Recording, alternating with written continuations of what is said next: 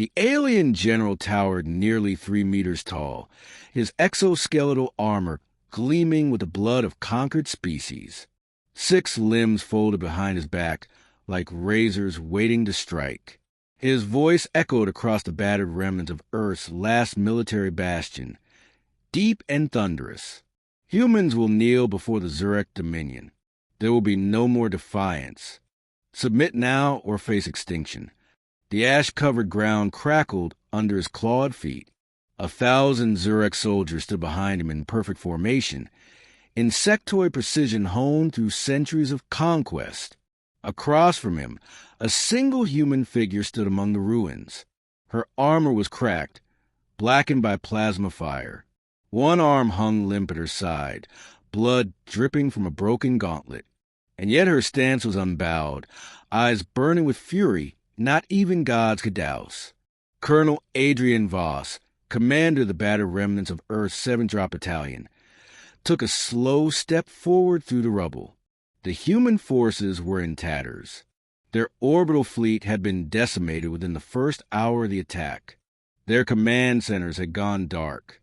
Earth itself had already been declared lost by half the galaxy, and yet she walked forward alone, leaving behind wounded comrades who could no longer rise.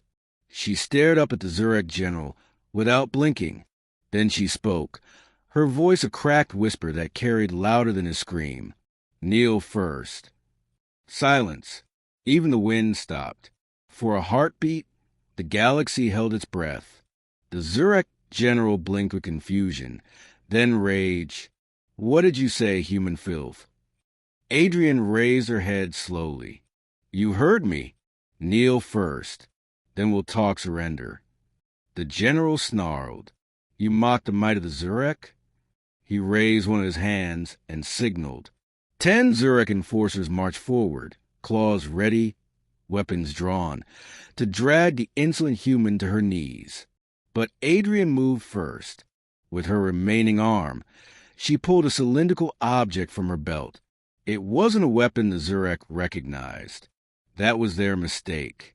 "For Earth," she said. Then she crushed it in her palm. A high-pitched tone split the air. The Zurek enforcers paused, antennae twitching. The general tilted his head. "What is that?" Adrian didn't answer. Above them, the sky changed. The clouds parted as something massive broke through orbit. Not a human warship, but something worse. A Fortress-class kinetic drop array, thought to be destroyed in the early stages of the war. The Zurek had assumed it was gone when their scans stopped detecting life aboard.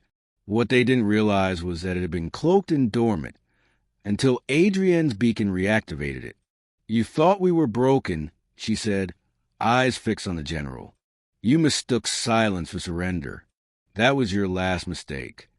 With a thunderous roar, rods the size of buildings rained down from orbit, kinetic strikes shattering Zurek formations instantly. The ground trembled. Dozens of their lines were turned to vapor. The general staggered back in disbelief. "That's not possible. We disabled your fleets." "Not all of them," Adrian whispered. "We always keep one surprise. It's human nature." From the dust, scattered battalions of human troops began to rise. They weren't dead.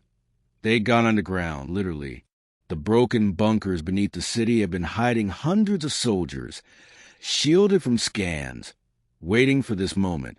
Adrian's whispered taunt had been the signal. "No species has ever dared speak to me like that," the general roared, turning toward his command skiff. "Then it's time someone did," Adrian said. She lifted a rail pistol, ancient tech by most standards, but deadly at close range. One shot rang out. The general's upper right arm exploded in a burst of alien ichor. He screamed, falling to one knee. Around them, the tide turned. Human mechs reactivated. Stealth bombers tore through the sky. Orbital defenses long thought destroyed came back online. The Zurek were trapped between layers of ambushes, and their tactical superiority crumbled. The general tried to rise, But Adrian had crossed the field by then. She stood in front of him, battered, scorched, eyes like molten steel. "Still think we'll kneel?" she asked. "You're not warriors," he spat. "You're cockroaches, hiding in the dirt." "Maybe," she said, "but this cockroach just burned down your hive." With her foot, she shoved his chest. The mighty general, conqueror of 50 worlds, fell backward into the dirt, kneeling. Around them, human troops advanced, the Zurek retreating in chaos. Adrienne's voice echoed across every human and alien comm channel. "This is Colonel Voss. Earth stands. Repeat, Earth stands. And we don't kneel. Not to monsters. Not to empires. Never again." From the far reaches of the galaxy, listening stations picked up the broadcast. Empires paused their advance. Even neutral species held their breath, because they all recognized something in that voice. Not victory. Something deeper. Something older.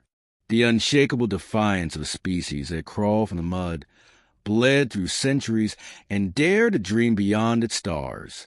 The Zurek flagship tried to flee orbit. It never made it. A fusion lance from the reactivated ISS Valkyrie split it in half before it cleared Earth's magnetosphere. In the final moments, the Zurek General, pinned to the ground, looked up at the human woman who had destroyed everything he stood for. "What are you?" he whispered. Adrian crouched beside him. "We're human," she said, "and we kneel for no one." Then she stood, turned, and walked to the battlefield smoke as the night lit up with burning ships and the sound of humanity rising.